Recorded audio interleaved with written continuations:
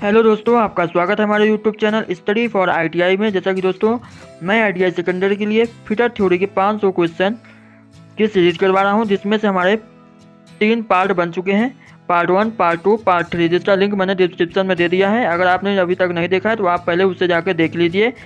ये आज का हमारा पार्ट 4 में करवाने जा रहा हूँ, जो कि हमारा 76वां नंबर प्रश्न से स्टार्ट होने जा रहा है। ठीक है दोस्तों, तो चलिए वीडियो को शुरू करते हैं। उससे पहले अगर आप हमारे चैनल पर नए हैं तो चैनल को लाल बटन दबाकर सब्सक्राइब जरूर कर लीजिएगा और वीडियो को ज़्यादा से ज़्यादा अपने दोस्तों में शेयर कीजिए। और क्या कहते हैं कि वीडियो अच्छी लगी तो लाइक जरूर करिए। चलिए हम अपना प्रश्न स्टार्ट करते हैं। तो हमारा आज का पहला प्रश्न है, मतलब 76वां नंबर, महीन अपघर्षक कणों का उपयोग किस ऑपरेशन में किया जाता है।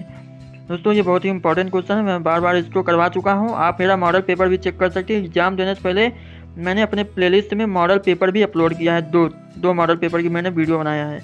ठीक, उसमें आपको वर्कशॉप कैलकुलेशन और क्या कहते हैं फिटर थ्योरी का भी एक साथ मिल जाएगा। आप लोग उसको जरूर देख के जाइएगा एग्जाम देने से पहले। ठीक है, तो महीन अपघर्षक कणों का उपयोग किस ऑपरेशन में किया जाता है, फाइलिंग में, लैपिंग में, स्क्रैपिंग में कि पॉलिशिंग में। तो आप जानते हैं कि महीन अपघर्षक कणों का उपयोग लैपिंग में किया जाता है। ऑप्शन बी इसका राइट आंसर हो जाएगा। दोस्तों अगर आपको किसी भी प्रश्न का आंसर मालूम है तो आप हमें कमेंट में बता सकते हैं। ठीक है दोस्तों, चलिए हमारा नेक्स्ट क्वेश्चन है, नॉर्मलाइजिंग करने का उद्देश्य क्या है। ठीक, तो काटने की क्षमता को जोड़ना, उच्च कठोरता का विकास करना, घिसने के प्रतिरोध को बढ़ाए, या स्ट्रेस और स्ट्रेन को दूर करने के लिए। ठीक, तो इसका जो राइट आंसर हो जाएगा, अगर आपको मालूम है तो कमेंट बॉक्स में हमें जरूर बताएं। इसका जो राइट आंसर हो जाएगा वो है ऑप्शन डी, स्ट्रेस और स्ट्रेन को दूर करने के लिए। ठीक, नॉर्मलाइजिंग करने का उद्देश्य स्ट्रेस और स्ट्रेन को दूर करने के लिए। ठीक, चलिए हमारा नेक्स्ट क्वेश्चन है दोस्तों, स्टील की संरचना में 0% कार्बन होता है। मतलब स्टील की किस संरचना में 0% कार्बन होता है, जिसमें कार्बन की प्रतिशतता 0 है, वही आपसे पूछ रहा है। तो फेराइट में, पियरलाइट में, या ऑस्टेनाइट में, या सीमेंटाइट में। तो इसका जो राइट आंसर हो जाएगा वो है ऑप्शन ए, फेराइट। ठीक, फेराइट में कार्बन की जो प्रतिशतता होती है वो 0% होती है। ये भी इंपॉर्टेंट है, आप लोग ध्यान में रखिएगा। ठीक है, चलिए नेक्स्ट क्वेश्चन की ओर आगे चलते हैं दोस्तों। हमारा जो नेक्स्ट क्वेश्चन ये देखिए, इससे पहले भी एक क्वेश्चन आया था फ्लेम हार्डनिंग, जिसमें से आग जले, तो मैंने आपको बताया था कि एक होता है इंडक्शन हार्डनिंग। देखिए सेम टू सेम उसी तरह फिगर बना हुआ है। आपने अगर पार्ट 1, पार्ट 2, पार्ट 3 वीडियो नहीं देखा, उसमें मैंने बताया हुआ है, फिर फ्लेम हार्डनिंग के बारे में बताया है। उसमें बताया था कि एक ऐसा भी फिगर आता है जिसमें आग नहीं होती। देखिए फिगर सेम टू सेम वही है, बस इसमें आग नहीं है ना।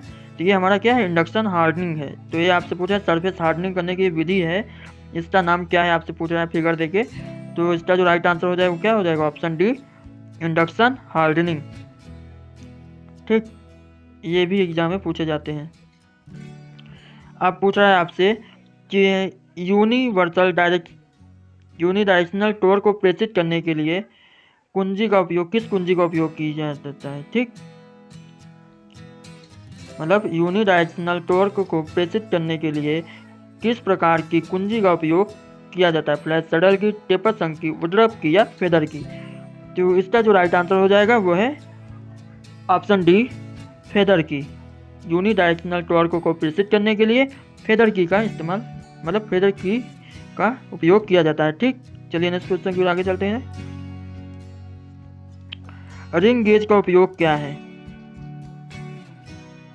रिंग गेज का उपयोग क्या है, छेद व्यास की जांच करना, बाहरी व्यास की जांच करना, टेपर सॉफ्ट व्यास की जांच करना, आंतरिक थ्रेड व्यास की जांच करना। तो जो रिंग गेज होता है हमारा, उसका जो उपयोग होता है वो बाहरी व्यास की जांच करने के लिए होता है। ऑप्शन बी इसका राइट आंसर हो जाएगा। ठीक, और जो आंतरिक थ्रेड व्यास की जांच करता है वो हमारा क्या होता है, थ्रेड प्लग गेज होता है। ठीक, चलिए नेक्स्ट क्वेश्चन की ओर आगे चलते हैं। इसका जो राइट आंसर हो जाएगा वो है ऑप्शन बी, रिंग गेज। ठीक, चलिए नेक्स्ट क्वेश्चन की ओर आगे पूछ रहा है गेज का नाम क्या है। ठीक, पूछ रहा है गेज का नाम क्या है, ring gauge, snap gauge, taper ring gauge, या इंटरनल थ्रेड गेज। ये हमारा क्या है जानते हैं, ऑप्शन सी इसका राइट आंसर हो जाएगा, टेपर रिंग गेज। चलिए नेक्स्ट क्वेश्चन की ओर आगे चलते हैं दोस्तों। हमारा नेक्स्ट क्वेश्चन है विशेष आयाम के लिए स्लिप गेज के निर्माण करने की प्रक्रिया क्या है। तो इसका जो राइट आंसर हो जाएगा वो है ऑप्शन डी, छोटी स्लिप गेज से रिंगिंग शुरू करें। विशेष आयाम के लिए स्लिप गेज का निर्माण करने की जो प्रक्रिया होती है वो होती है छोटी स्लिप गेज से रिंगिंग शुरू करें। ऑप्शन डी इसका राइट आंसर हो जाएगा। चलिए नेक्स्ट क्वेश्चन की ओर आगे चलते हैं। पूछ रहा है कौन सी प्रक्रिया मिलने वाले घटकों के बीच फिट की गुणवत्ता में सुधार करती है। कौन सी प्रक्रिया मिलने वाले घटकों के बीच फिट की गुणवत्ता में सुधार करती है। फाइलिंग, टर्निंग, ग्राइंडिंग या लैपिंग। तो इसका जो राइट आंसर हो जाएगा वो है ऑप्शन डी, लैपिंग। ठीक, ऑप्शन डी इसका राइट आंसर हो जाएगा।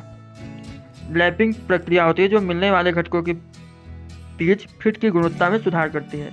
चलिए नेक्स्ट क्वेश्चन की ओर आगे चलते हैं। हमारा नेक्स्ट क्वेश्चन है नरम स्टील और अलौह धातुओं के लैपिंग के लिए किस अवघर्षक का उपयोग किया जाता है। Silicon carbide, boron carbide, aluminium oxide या फ्यूज्ड एल्यूमिना। तो नरम स्टील और अलौह धातुओं के लिए जो लैपिंग अवघर्षक का उपयोग किया जाता है इसका जो राइट आंसर है वो हो जाएगा ऑप्शन ए, सिलिकॉन कार्बाइड। नरम स्टील और अलौह धातुओं के लिए सिलिकॉन कार्बाइड। ठीक है, ऑप्शन ए इसका राइट आंसर हो जाएगा। चलिए नेक्स्ट क्वेश्चन की ओर आगे चलते हैं दोस्तों। हमारा नेक्स्ट क्वेश्चन है कौन सा परिष्करण ऑपरेशन में टूल साथ साथ में रोटेट और रेसिप्रोकेट करता है। ड्रिलिंग, होनिंग, लैपिंग या ग्राइंडिंग। तो इसका आंसर अगर आपको मालूम है तो आप हमें कमेंट बॉक्स में जरूर बताएं। मतलब कौन सा ऑपरेशन है जो परिष्करण है जो टूल साथ साथ में रोटेट और रेसिप्रोकेट करता है। तो ऑप्शन बी इसका राइट आंसर हो जाएगा, होनिंग। ठीक, चलिए नेक्स्ट क्वेश्चन की ओर आगे चलते हैं। हमारा नेक्स्ट क्वेश्चन है रिंग के लैप में छेद क्यों प्रदान किए जाते हैं। रिंग प्रकार के लैप में छेद क्यों प्रदान किए जाते हैं। स्नेहन के लिए, गर्मी को दूर करने के लिए या लैप कंपाउंड पकड़ने के लिए या दक्षता बढ़ाने के लिए। तो जो रिंग प्रकार का लैप होता है, लैप में छेद क्यों प्रदान किए जाते हैं यही आपसे पूछा है। तो इसका जो राइट आंसर हो जाएगा वो है ऑप्शन सी, लैप कंपाउंड को पकड़ने के लिए, होल्ड लैपिंग कंपाउंड। ठीक, ऑप्शन सी इसका राइट आंसर हो जाएगा। चलिए नेक्स्ट क्वेश्चन की ओर आगे चलते हैं दोस्तों। हमारा नेक्स्ट क्वेश्चन है शाफ्ट की सतह से प्रतियोगिता के लिए किस प्रकार की में अग्रभाग वक्रता है। ठीक, शाफ्ट की सतह की प्रतियोगिता के लिए किस प्रकार की में अग्रभाग वक्र होता है, थोड़ा सा वक्र टाइप का होता है। ठीक, तो इसका जो राइट आंसर हो जाएगा दोस्तों वो है ऑप्शन डी, हॉलो सैडल की। ये थोड़ा हमारा इस प्रकार का होता है, ऐसे आगे का हिस्सा थोड़ा वक्र टाइप का होता है की और इस प्रकार का होता है। ठीक है, थोड़ा सा यहाँ पे वक्र टाइप का कर दिया जाता है। आप लोग इसको कॉपी में देख लीजिए, यहाँ मैं अच्छे से नहीं बना पा रहा हूँ। ऐसे थोड़ा इस प्रकार का उत्तलता दी जाती है ताकि ये सॉफ्ट की सतह पे आसानी से बैठ जाए। ठीक है, तो इसका आंसर हो जाएगा हॉलो सैडल की। चलिए नेक्स्ट क्वेश्चन की ओर आगे चलते हैं दोस्तों। हमारा नेक्स्ट क्वेश्चन है इस की का नाम क्या है। पैरेलल शंक की, जिब हेड की, वुडरफ की या टेपर शंक की। ये हमारा कौन सा की है, इसका राइट आंसर आपको बताना है हमें कमेंट बॉक्स में। इसका जो राइट आंसर हो जाएगा दोस्तों वो है ऑप्शन ए, पैरेलल शंक की। जैसा कि देख रहे हैं ना एकदम बिल्कुल पैरेलल है, इसलिए ये क्या हो जाएगा, पैरेलल शंक की। ऑप्शन ए इसका राइट आंसर हो जाएगा। चलिए नेक्स्ट क्वेश्चन की ओर आगे चलते हैं दोस्तों। नेक्स्ट क्वेश्चन हमारा पूछ रहा है कि 230 डिग्री सेंटीग्रेड तक गर्म करके किस प्रकार के कटिंग टूल को टेम्पर्ड किया जाता है। टेपर्स, टेप्स को, ड्रिल्स को या टर्निंग टूल को या रीमर को। तो इसका जो राइट आंसर हो जाएगा दोस्तों वो है ऑप्शन सी, टर्निंग टूल को 230 डिग्री सेंटीग्रेड तक गर्म करके और उसको टेम्पर्ड किया जाता है। ठीक, टर्निंग टूल को। ऑप्शन सी इसका राइट आंसर हो जाएगा। चलिए नेक्स्ट क्वेश्चन की ओर आगे चलते हैं। हमारा नेक्स्ट क्वेश्चन है स्टील में नॉर्मलाइजिंग प्रक्रिया क्यों की जाती है। काटने की क्षमता जोड़ने के लिए, उच्च कठोरता विकसित करने के लिए या स्ट्रेस और स्ट्रेन को दूर करने के लिए, घिसने के प्रतिरोध को बढ़ाने के लिए। तो इसका जो राइट आंसर हो जाएगा वो है ऑप्शन सी, स्ट्रेस और स्ट्रेन को दूर करने के लिए स्टील में नॉर्मलाइजिंग प्रक्रिया की जाती है। इसको भी आप लोग अच्छे से ध्यान में रखिएगा, ये बहुत कंफ्यूजन वाला क्वेश्चन है दोस्तों, कभी कभी गलत हो जाता है। ठीक, चलिए नेक्स्ट क्वेश्चन की ओर आगे चलते हैं। ऑप्शन सी इसका राइट आंसर हो जाएगा। चलिए नेक्स्ट क्वेश्चन की ओर आगे चलते हैं। नेक्स्ट क्वेश्चन है, कौन सी ऊष्मा उपचार प्रक्रिया स्टील की वियर रेजिस्टेंस को बढ़ाता है? कौन सी ऊष्मा उपचार प्रक्रिया स्टील की वियर रेजिस्टेंस को बढ़ाता है? एनिलिंग, टेम्परिंग, हार्डनिंग या नॉर्मलाइजिंग? तो इसका जो राइट आंसर हो जाएगा वह है ऑप्शन सी, हार्डनिंग। ठीक, हार्डनिंग ऊष्मा उपचार प्रक्रिया स्टील की वियर रेजिस्टेंस को बढ़ाता है। चलिए नेक्स्ट क्वेश्चन की ओर आगे चलते हैं। एनिलिंग का उद्देश्य क्या है? देखिए, एनिलिंग और नॉर्मलाइजिंग बहुत कंफ्यूजन वाले क्वेश्चन है, इसलिए आप लोग अच्छे से देख के जाइएगा इसको। तो एनिलिंग का उद्देश्य क्या है, ये आपसे पूछा है। स्टील को नरम करने के लिए, काटने की क्षमता जोड़ने के लिए, घिसने के प्रतिरोध को बढ़ाने के लिए है, स्टील की ग्रेन संरचना को रिफाइन करने के लिए। तो इसका जो राइट आंसर हो जाएगा वो है ऑप्शन ए, स्टील को नरम करने के लिए। और नॉर्मलाइजिंग क्यों दी जाती है? स्टील की स्ट्रेस और स्ट्रेन को दूर करने के लिए। तो कंफ्यूजन नहीं होना चाहिए, ठीक है। एनिलिंग क्यों की जाती है? तो स्टील को नरम करने के लिए। चलिए नेक्स्ट क्वेश्चन को आगे चलते हैं। हमारा नेक्स्ट क्वेश्चन है, स्क्वायर हेड स्क्रू में कॉलर क्यों प्रदान किए जाते हैं? कार की सतह को सुरक्षित कर रखने के लिए, सिर की चौड़ाई बढ़ाएं, लीफ प्रूफ जॉइंट प्रदान करने के लिए, या साधनों के लिए पहुंच प्रदान करने के लिए। ठीक, तो इस स्क्वायर हेड स्क्रू में जो आगे कॉलर टाइप का ऐसे होता है, स्क्वायर हेड स्क्रू में तो कॉलर मतलब ऐसे, वही आपसे पूछा है कि कॉलर क्यों प्रदान किया जाता है। तो इसका जो राइट आंसर हो जाएगा वो है ऑप्शन ए, कार की सतह को सुरक्षित रखने के लिए। ठीक, ऑप्शन ए इसका राइट आंसर हो जाएगा। चलिए नेक्स्ट क्वेश्चन की ओर आगे चलते हैं। इसका पीडीएफ आपको टेलीग्राम में मिल जाएगा, आप वहां से डाउनलोड कर सकते हैं वीडियो अपलोड होने के एक दिन बाद या थोड़ी देर बाद। चलिए हमारा नेक्स्ट क्वेश्चन है, टेपर प्लग गेज का उद्देश्य क्या है? परफेक्ट फिट के साथ छेद व्यास की जांच करने के लिए, अंदर के थ्रेड की दाया की जांच करने के लिए, परफेक्ट फिट के साथ टेपर्ड छेद की जांच करने के लिए, या बाहरी व्यास की टेपर की एक्यूरेसी की जांच करने के लिए। तो अब क्या है? Taper plug gauge. तो इसका उद्देश्य आपसे पूछ रहा है, तो इसका जो राइट आंसर हो जाएगा वो है ऑप्शन सी, परफेक्ट फिट के साथ टेपर्ड छेद की जांच करने के लिए। ठीक है, टेपर प्लग गेज का उद्देश्य क्या है? परफेक्ट फिट के साथ टेपर्ड छेद की जांच करने के लिए। चलिए नेक्स्ट क्वेश्चन की ओर चलते हैं दोस्तों। हमारा जो नेक्स्ट क्वेश्चन है, एडजस्टेबल रिंग लैप में स्लॉट क्यों दिए जाते हैं? एडजस्टेबल रिंग लैप में स्लॉट क्यों दिए जाते हैं? स्नेहन के लिए, क्लियरेंस देने के लिए, विस्तार के लिए, लैपिंग कंपाउंड की फीडिंग की अनुमति देने के लिए। तो इसका जो राइट आंसर हो जाएगा वो है ऑप्शन डी। ऑप्शन डी इसका राइट आंसर हो जाएगा, लैपिंग कंपाउंड की फीडिंग की अनुमति देने के लिए। ऑप्शन डी इसका राइट आंसर हो जाएगा। चलिए नेक्स्ट क्वेश्चन की ओर आगे चलते हैं। कौन सा अपघर्षक में उत्कृष्ट कताई का गुण नहीं होता है और महंगा होता है?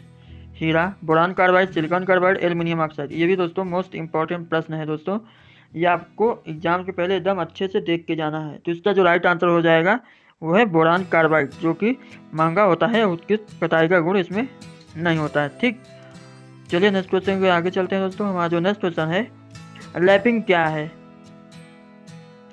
फाइलिंग ऑपरेशन है, ग्राइंडिंग ऑपरेशन या चिजलिंग ऑपरेशन या प्रिसीजन फिनिशिंग ऑपरेशन है? तो अभी इन तीनों में से तो कोई है नहीं, जैसे कि पढ़ने से आपको मालूम चल रहा है। तो बचा क्या है? Option D. ऑप्शन डी इसका राइट आंसर हो जाएगा, प्रिसीजन फिनिशिंग ऑपरेशन। तो दोस्तों इससे आप अगर क्वेश्चन को ध्यान से पढ़ें, उसके ऑप्शन को पढ़ें, तो भी आप करेक्ट आंसर टिक कर सकते हैं। ठीक है, इसलिए आप पहले क्वेश्चन को पढ़िए, उसके ऑप्शन को देखिए, तब आप सही ऑप्शन पर टिक करिए। ठीक है, चलिए नेक्स्ट क्वेश्चन की आगे चलते हैं। हमारा नेक्स्ट क्वेश्चन है, इस लैप टूल का नाम क्या है? इस लैप टूल का नाम क्या है? ये आपसे पूछ रहा है। तो आइए इसके ऑप्शन देख लेते हैं पहले। Split Bush lap, adjustable ring lap, या स्टेबल सॉलिड लैप, या चार्जिंग सिलेंड्रिकल लैप। तो ये जो हमारा है ये क्या है? आपको अगर मालूम है तो कमेंट बॉक्स में हमें बता सकते हैं। इसका जो राइट आंसर हो जाएगा वो है option A, split Bush lap. ये भी एग्जाम में कई बार पूछे जा चुके हैं। वैसे भी फिगर वाले क्वेश्चन भी मैं आपको अलग से करवा चुका हूँ, जिसके लिए 2 वीडियो बनी है, आप प्लेलिस्ट चेक कर लीजिएगा, वहाँ पे मैंने फिगर वाले भी क्वेश्चन अपलोड किया हुआ हूँ। ठीक, आप उसको भी देख सकते हैं। चलिए हमारा नेक्स्ट क्वेश्चन देखते हैं, और लास्ट क्वेश्चन है हमारा, मल्टी स्टार्ट थ्रेड की लीड क्या है। ये आपसे सूत्र पूछ रहा है, मल्टी स्टार्ट थ्रेड की लीड क्या है। पिच इंटू स्टार्ट की संख्या, या लीड इंटू स्टार्ट की संख्या, या पिच इंटू मेजर व्यास, या पिच इंटू माइनर व्यास। तो मल्टी स्टार्ट थ्रेड की जो लीड होती है वो होती है option A, pitch into start की संख्या। आज की वीडियो में बस इतना ही। आई होप दोस्तों आपको वीडियो जरूर पसंद आई होगी। वीडियो पसंद आई हो तो लाइक जरूर करें, चैनल पर नए हो तो चैनल को लाल बटन दबाकर सब्सक्राइब जरूर कर लें, और अपने दोस्तों में भी इसे ज़्यादा से ज़्यादा शेयर जरूर करें। चलिए मिलते हैं नेक्स्ट वीडियो में, तब तक के लिए जय हिंद, जय भारत।